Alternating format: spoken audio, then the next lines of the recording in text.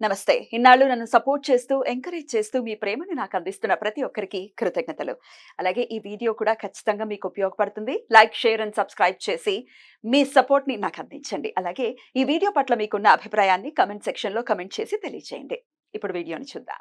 నమస్తే. Welcome to our channel. నేను పద్మిని. ప్రస్తుతం మనతో పాటు ప్రముఖ astrologer and life coach Sudha గారు మనతో పాటు ఉన్నారు. మాట్లాడదాం. సుధా గారు నమస్తే అండి. నమస్కారం పద్మిని. ప్లానెట్స్ గురించి మాట్లాడుకుంటూ ఉన్నాం. వీనస్ అంటేనే శుక్రుడు అంటే ఫెమినైన్ ఎనర్జీ, అమ్మ. లవ్ ఎనర్జీ, రిలేషన్షిప్, ఇంకా ఎన్నో చెప్పుకో. ఎన్ని మాట్లాడతారా? వాడికి శుక్రమహారదశ పట్టిందిరా అంటాడు. ఏ దశలైనా ఉండని వాడు బాగుపడ్డాడు అంటే శుక్రమహారదశే.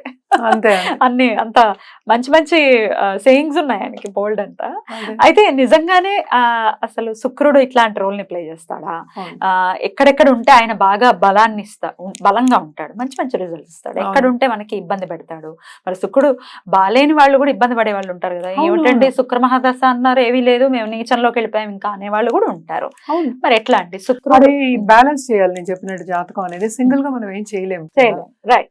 శుక్రుడు బలంగా ఉన్నాడంటే ఎగ్జాల్టేషన్ లో ఉండాలి. ఇదేంటంటే మనం even for relationship, man and women relationship కూడా మనం చెప్పుకుంటాం. వీనస్ తెలుసు కదా, వీనస్ అంటే చాలా అందమైన ఒక లేడీ మనం చెప్పుకునేది. అలాగే మన జాతకాలకి అంటే మన సాంప్రదాయానికి వస్తే మన లక్ష్మీదేవికి కూడా చెప్పుకుంటూ ఉంటాం. నెంబర్ 6 తెలిసిన ఒక విషయం, అంటే చాలా సంపద ఇచ్చే ఒక ప్లానెట్ అని చెప్పుకోవాలి. మోస్ట్ ఇంపార్టెంట్ ఏంటంటే వీనస్కి ఆర్టిస్టిక్ టెండెన్సీస్ ఎక్కువ ఉంటాయి. అంటే వీనస్ స్ట్రాంగ్గా ఉంటే ఆర్ట్ రంగంలో ఎక్కువ వెళ్తారు. ఎస్పెషలీ ఇప్పుడు సినిమా యాక్టర్స్ కానీ, లేకపోతే మనకి టీవీ రంగంలో కానీ వాళ్ళకి బాగుంటుంది. శుక్రమహాదశ వస్తే అందరూ వెయిట్ చేస్తారు. యాక్చువల్గా నువ్వు అన్నట్టు శుక్రమహాదశ రావాలని వెయిట్ చేస్తారు. శుక్రమహాదశ వస్తే ఏంటంటే కంఫర్ట్ లెవెల్ పెరుగుతుంది. కంఫర్ట్ లెవెల్ ఎలా పెరుగుతుంది? సంపాదన ఉంటే, లేకపోతే ఎవరినా ఇస్తే, లేకపోతే ప్రాపర్టీ ఉంటే, లేకపోతే ఉన్నది మనం అనుభవించే ఒక ఛాన్స్ ఉంటే. అంతే కదా, ఉన్నది అనుభవించాలి. మనం ఉంది కదా అని కూర్చుంటే ఎలాగా? అనుభవించడం ఎప్పుడు? సో ఉన్నది అనుభవించడం కనుక శుక్రమహాదశ వస్తే బాగుంటుంది అని చెప్పుకుంటారు. ఎందుకంటే అన్నిట్లోనూ అభివృద్ధి చెందుతారు. ఈవెన్ అక్కడ ఫ్యామిలీలోనూ, ప్లస్ ఇప్పుడు బిజినెస్ ఉన్నా లేకపోతే ఏ రంగంలో ఉన్నా కూడా బాగుంటుంది అని చెప్పడానికి. అది ఎప్పుడు అవుతుంది? శుక్రుడు స్ట్రాంగ్గా ఉన్నప్పుడు. స్ట్రాంగ్గా అంటే ఏంటి? లగ్నం బట్టి చెప్పాలి.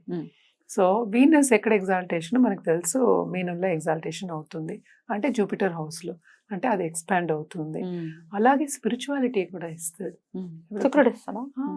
కనెక్షన్ వస్తుంది కదా, అది కూడా వస్తుంది అనమాట. ఎక్కడైనా బ్యాలెన్స్ అవుతుంది అది.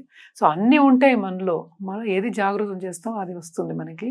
బట్ శుక్రమహాదశలో బేసిక్గా ఏంటంటే ఉన్నది అనుభవించడం, కంఫర్ట్ లెవెల్. ఇప్పుడు చదివే వాళ్ళు కూడా చాలా మంది ఏంటంటే చాలా బాగా చదువుతూ ఉంటారు, కష్టపడి చదివే వాళ్ళు ఉంటారు కదా, సడన్ గా ఆగిపోతారు. ఎందుకు ఆగుతారు? శుక్రమహాదశ వచ్చింది. ఓకే, ఆగడం అంటే ఏంటి? కొంచెం కష్టపడడం తగ్గిస్తారు. ఇప్పుడు ఎంజాయ్ చేయి అనేది ఇందులోకి వస్తారు. అంతే కదా. ఇప్పుడు ఏంటంటే ఫిజికల్ గా బాగుంటారు, చూడడానికి చాలా బాగుంటారు, అందంగా ఉంటారు. సో వాళ్ళకి ఏం కావాలంటే వాళ్ళ దగ్గరికి వస్తుంది. ఇంకేంటి? కాంప్లసెన్సీ వస్తుంది. ఇది న్యాచురల్ కోర్స్ ఆఫ్ ఈవెంట్స్. ఎవరు జాతకం చూసి చెప్పక్కర్లేదు. అది కాంప్లసెన్సీ వచ్చిందంటే ఏముంటుంది? సర్లే నాకు ఇంతే వస్తుంది అనుకున్న ఒక కాంప్లసెన్సీ వస్తుంది అనమాట. ఎలాగో వస్తుందిగా అన్నది కూడా కాంప్లసెన్సీ కదా. సో అలాంటివి ఇస్తాడంటే comfort level, even balanced mind ఇస్తాడు. మనకి తెలుసు గురు, అసుర గురు అయినా గురువే. అవును, 100%. సో అన్నీ ఇస్తాడు అనమాట. సో బాగుంటుంది శుక్రదశ అని చెప్పడానికి. అది కూడా 20 ఏళ్ళు. ఏమంటే రవి స్టార్స్ ఏం పాపం చేశారండి? 100 ఏళ్ళకి కానీ శుక్రమహారదశ. మరి ఎట్లా వాళ్ళకి? అంటే 120 years కి వాళ్ళు డివైడ్ చేశారు. అంతే కదా. ఇది వరకు 120 years ఉండే వాళ్ళు కనుక వాళ్ళు డివైడ్ చేస్తారు. ఇప్పుడు ఉండట్లేదు. రాదు కదా దశ, రాదు. మరి ఎట్లా అంతర్దశలు ఏమైనా ఇంపాక్ట్ చూపిస్తుంటాయి? చాలా ఇంపాక్ట్ చూపిస్తుంది శుక్రుడు అంతర్దశ. కానీ శుక్రుడు ఎక్కడ ఉన్నాడో దాన్ని బట్టి మనం చెప్పడం అనేది జరుగుతుంది. దాని మనం రెమెడియల్ మెషర్స్ కూడా చేయొచ్చు. ఏంటంటే ఇక్కడ ఇన్ అసోసియేషన్ ప్లస్ ఏ స్థానంలో ఉన్నాడు అనేది వెరీ ఇంపార్టెంట్. ఓకే, వీనస్ మనకి తెలిసి ఎగ్జాల్టేషన్ ఏమో మీనంలో అవుతారు, మనకేమో కన్యలో ఏమో డెబిలిటేషన్ అవుతుంది. కానీ వీనస్ ఎగ్జాల్టేషన్ అయినా కూడా if the house is negative houses, let's say 3, 6, 8 అలాంటి హౌసెస్, ఎస్పెషల్లీ 6 and 8 houses, అదేమో కంప్లీట్ నెగేట్ చేస్తుంది. అంటే ఏంటంటే ఆ థింకింగ్ పవర్ అనేది ఎలా ఉంటుందంటే యూతల్ వాళ్ళని ఇబ్బంది పెడతాం, బాధ పెడతాం అనేది. మన జాతకాల్లో చూస్తున్నప్పుడు కూడా పెళ్ళికి మళ్ళా కారకుడు మనం శుక్రుడిని చెప్పుకుంటూ ఉంటాము. అవును. సో శుక్రుడు ఏంటంటే బ్లెస్సింగ్ ఉండాలి, ఎందుకంటే గురువే కదా, మరి గురు బ్లెస్సింగ్ ఉండాలి. కానీ ఇక్కడ నెగిటివ్ పాజిటివ్ మనం చూసుకుంటాం అంటే కొంచెం నెగిటివ్ ట్రైట్స్ ఎక్కువ చెప్పుకుంటాం. ఎందుకంటే జూపిటర్ అన్న ఆయన దేవగురు, ఈయన అసుర గురు. మరి న్యాచురల్లీ ఏంటంటే వాళ్ళని మేనేజ్ చేయాలి, అసురుని మేనేజ్ చేయాలి అంటే ఆ బెంట్ ఆఫ్ మైండ్ అనేది డిఫరెంట్గా ఉండాలి. ఇప్పుడు మంచి వాళ్ళని మేనేజ్ చేయడం చాలా ఈజీ, వీళ్ళని ఎత్తుకి పై ఎత్తు వేయాలి కదా. అవును. సో అవన్నీ వస్తాయి అన్నమాట. సో యూతల్ వాళ్ళని ఎట్లాగా తీయగా మాట్లాడి ఎట్లాగా మేనేజ్ చేయగలం, ఎందుకంటే విమెనే ఇచ్చాం మనం రూపం కూడా, ఫీమేల్ క్యారెక్టరిస్టిక్స్ ఇచ్చున్నాం అనమాట. సో ఎలా మేనేజ్ చేయాలి యూతల్ వాళ్ళని, ఎలాగా ఏంటంటే ముందొకటి ఇంట్లో ఒకటి, ఇంట్లో వీధిలో రామయ్య ఏదో అంటారు, కృష్ణయ్య అంటూ ఉంటారు కదా. సో అది జనరల్ స్టేట్మెంట్, అలాంటి రకాలు ఉంటారు అనమాట. అంటే డబుల్ మైండెడ్నెస్ ఎక్కువ ఉంటుంది, డబుల్ టంగ్డ్ అంటాం కదా, అది కూడా ఎక్కువ ఉంటుంది. ఇవన్నీ ఏంటంటే జాతకాలు చూసినప్పుడు అర్థం అవుతుంది, ఇదంతా ఎక్స్పీరియన్స్ తో మనకి తెలుస్తుంది కూడా అనమాట. సో ఏంటంటే వీనస్ ఎగ్జాల్టెడ్, ఆ వీనస్ దశ వచ్చింది అని మనం సంతోషపడే ముందే, మనకి నువ్వు ఇందాక అడిగిన క్వశ్చన్ ముందే అడిగావు, సో ఆ నెగటివిటీ అనేది ఎక్కువ కనిపిస్తుంది అనమాట.